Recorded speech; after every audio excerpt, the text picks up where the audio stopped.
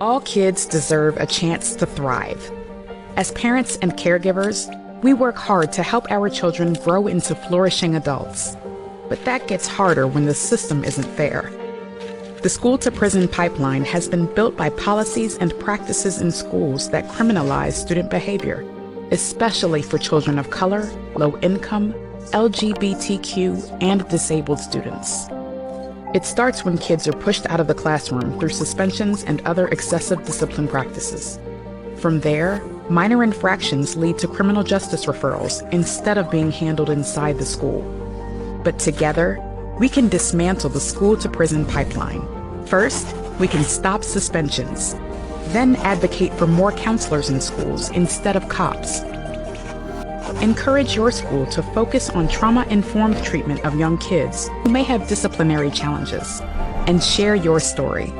Join Moms Rising as we break the school-to-prison pipeline for all students. To learn more, visit momsrising.org/kidsrising. My name is Beatrice. I'm an organizer, a mom, a godmama, an auntie, a caregiver, and like many other parents and caregivers across the country, I want our schools to be safe.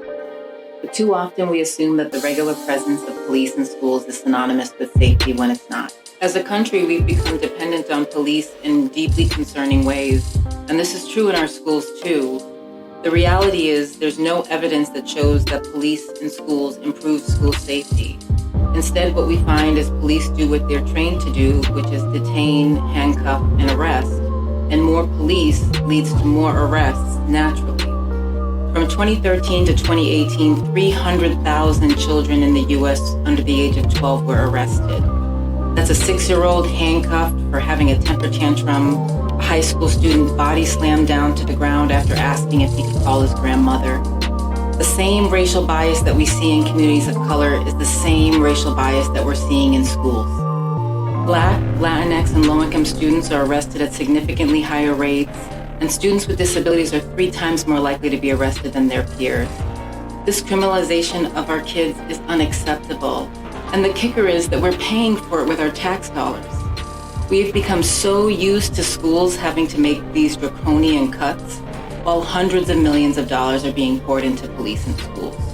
This amounts to 14 million students being in schools where there's a cop, but no counselor, no social worker, and no nurse.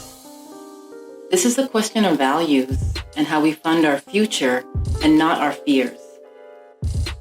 School budgets, like all budgets, are moral documents. When we choose police and armed guards over counselors, nurses, and what students really need, we're sending a clear message where our values lie. School districts across the country are hearing the call from parents and teachers and community members to stop rubber stamping police contracts into our school budgets. You can help influence how your elected representatives distribute and redistribute public school funds into what students truly need. Join us in creating the type of school environment where all children can learn, grow, and flourish. Join us in demanding the removal of all law enforcement from our schools, and instead investing those resources into nurses, counselors, social workers, and student supports that help all students thrive.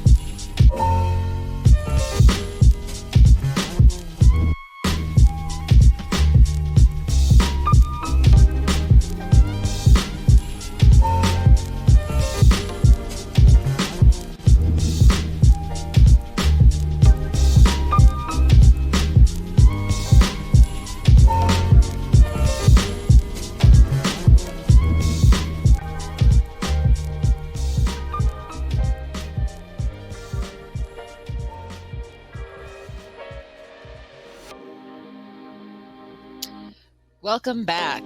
Next up, we have a micro workshop, Say It Loud, Harnessing the Power of Our Stories for Social Change, brought to you by my incredible colleague, Felicia Burnett, who will share tips and tools for amplifying your voice and your experiences into powerful stories that can be leveraged to shift narratives, advocate for policy and systems changes, and build a better world for us all.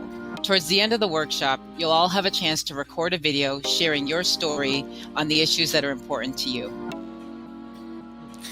We also want to remind you that during this time, as we go into session 2, that there will also be still the affinity spaces are open, as well as there's that photo booth. So please make sure you take some time at some point today and join us in the photo booth so we can see all your lovely faces. Yes.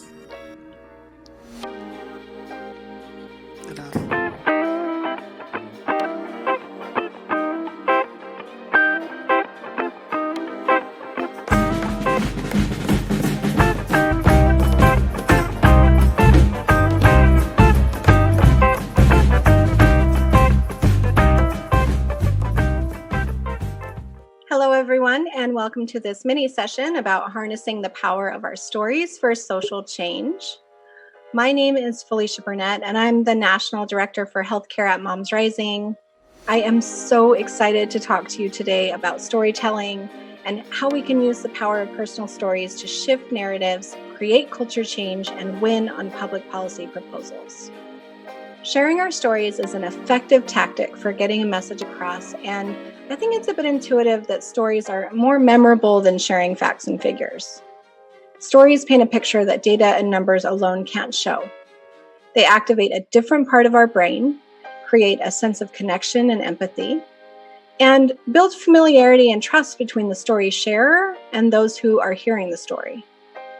Simply put, sharing stories works because people react to people. They react to the lived experiences of others.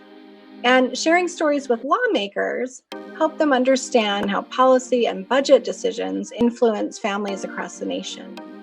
So in short, today you're going to learn about why personal stories are important for social change and who should share their story, how Moms Rising uses storytelling in the work that we do, and what elements actually make up a good story.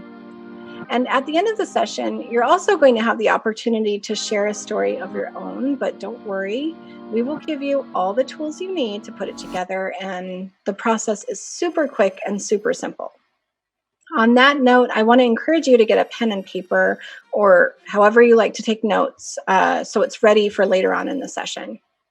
Okay, so by way of introduction, and I think some important background for this session is I want to start out by sharing with you my own personal story. When my son Ethan was born in 2006, I was beyond excited and quite a bit nervous about becoming a mom. His dad was a law student at the time, and I was a manager at a retail store.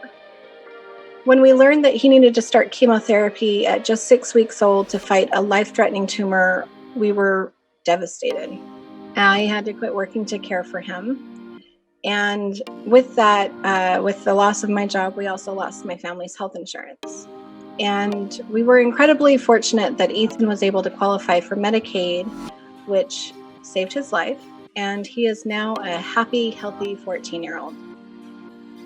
But I wasn't able to get health insurance again until the Affordable Care Act was enacted, because I have what insurance companies have decided to call pre-existing conditions. This meant going several years without really being able to afford to see a doctor or to buy any medications that were prescribed when I did.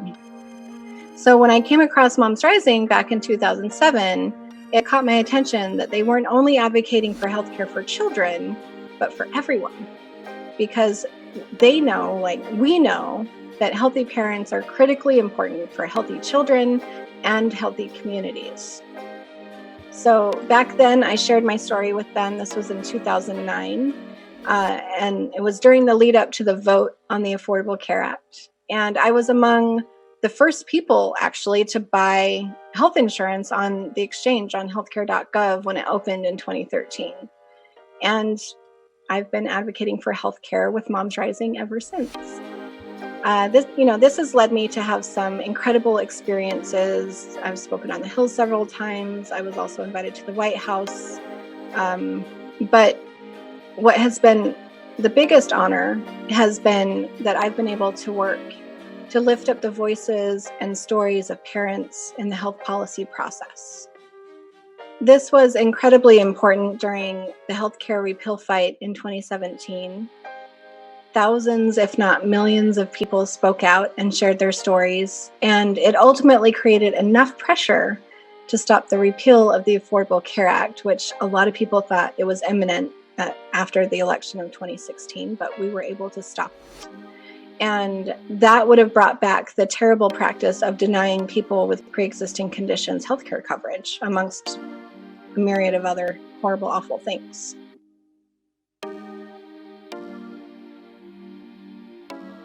So this is why personal stories are not only important for social change, but also for policy change. Sometimes it's really simple for lawmakers to, look at numbers and balance sheets and not really realize that the decisions that they make have life and death consequences. Your story matters. Our stories matter. Stories can change the direction and destiny of public policy. Stories are significantly more memorable than facts and figures. And it's important to remember that storytellers are experts in their own experience. And when others hear experiences that sound like their own, it makes them feel less alone. We know that when multiple people have the same experience, the same challenge again and again, that we have a systemic problem, not an individual one. So it will take a systemic change, not an individual one, to fix it. Public policies fall short when they don't reflect the stories of real people, especially families who are most impacted. And these are often people of color, immigrants, and LGBTQ families. When new laws or regulatory rules are being proposed, hearing from those who will be most impacted can greatly influence those who are tasked with making the final decisions.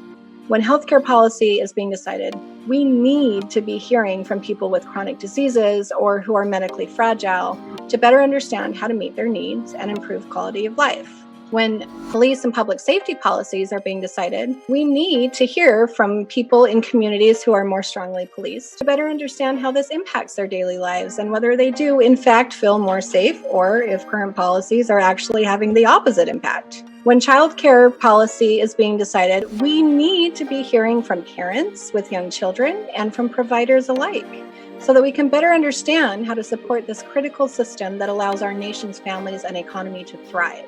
When immigration policy is being decided, we need to hear the voices and stories of those who were not born in this country, but who call it home all the same. When gun safety policies are being decided, we need to hear the voices of those who have been impacted by gun violence in their community or lost a loved one to suicide. And when workplace policies are being decided, we need to hear the experiences of workers and how these decisions fit in with their lives outside of work and their families and with our community as a whole.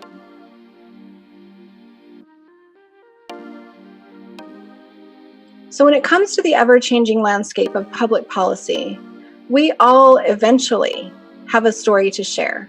And there are a lot of ways that you can do it. At Moms Rising, sharing stories is an integral part of every step of our advocacy process. We share stories on social media and on our blog. We put storytellers in contact with members of the media. We create issue storybooks that are delivered to Congress when they're considering legislation on a specific topic. And often our members even get to speak at events with lawmakers and give testimony in hearings.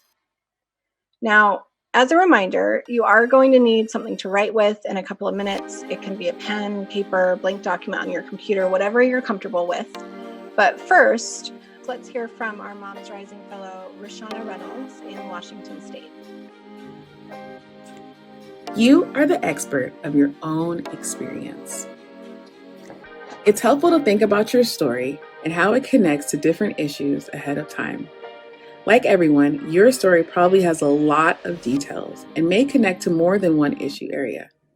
It's helpful when telling your story for a call to action, whether with the legislator or the news media.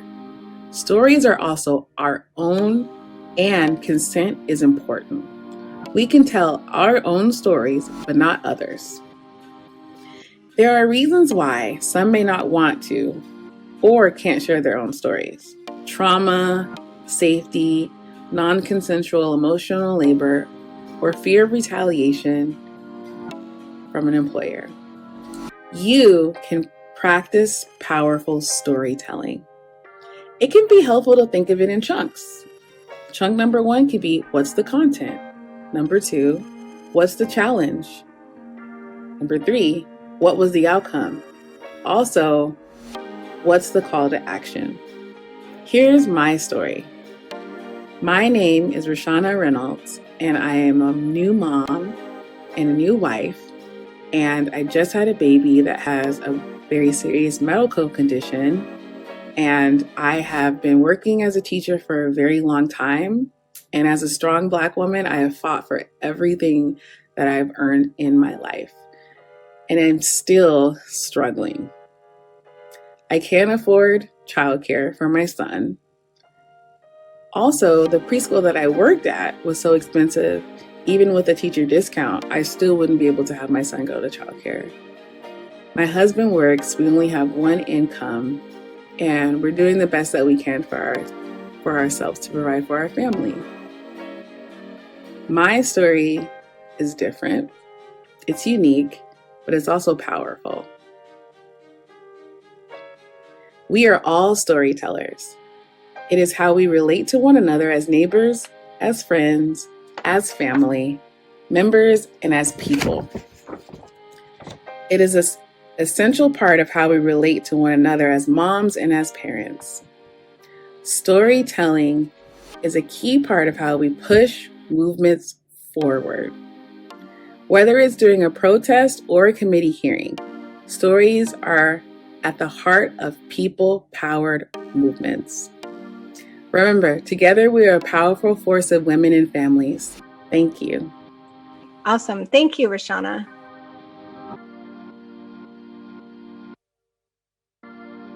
All right. Are you ready to dig into your own personal power as a storyteller? So let's recap those elements that make up a good story. First, the content. You want to talk about who is the person experiencing the story? Like, who are you? Who is your community? Where and when is the story happening? What places, people, and experiences shape this story? Number 2, what are the barriers and obstacles that you faced? Are there villains in this story? If so, who or what are they? And then number 3, the outcome. What happened as a result of these challenges? How was your life or your job or your health or your family impacted? How could it have looked differently? What would that have meant for your family? And then finally, number 4, which is the call to action. Who else is experiencing something similar? What would you like to change based on your story and the experience of others? Is it a law? Is it a cultural norm? Is it both? Who needs to change it? Is it Congress? Is it the legislature? Or maybe employers or managers? And that's it. You have a powerful story that will help create social and policy change.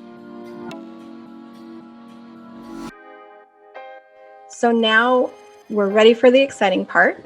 We've created a simple Moms Rising storytelling Mad Lib that you can use to quickly and easily write up your own story. For anyone who hasn't used a Mad Lib before, they are super simple. You just fill in the blank for each number and voila, you have a story. I'll give you an example. You can follow along with the slide.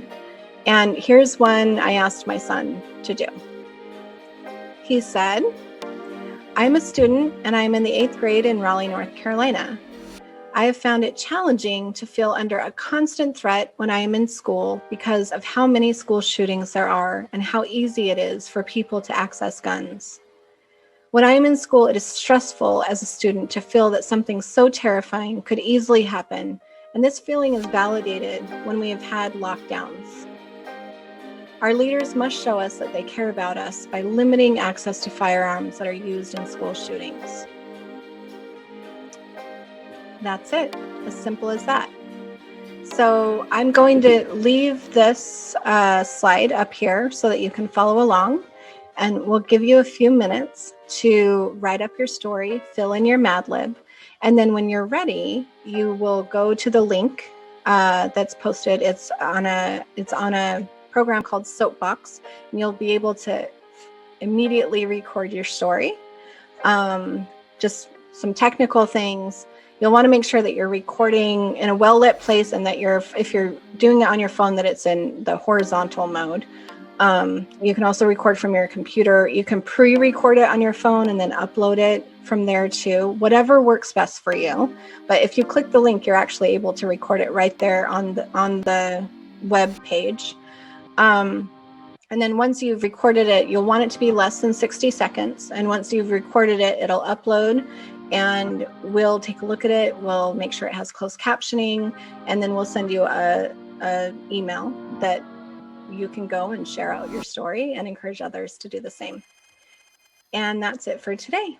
Thank you so much for sharing your stories and for being here. And I hope you enjoy the rest of the conference.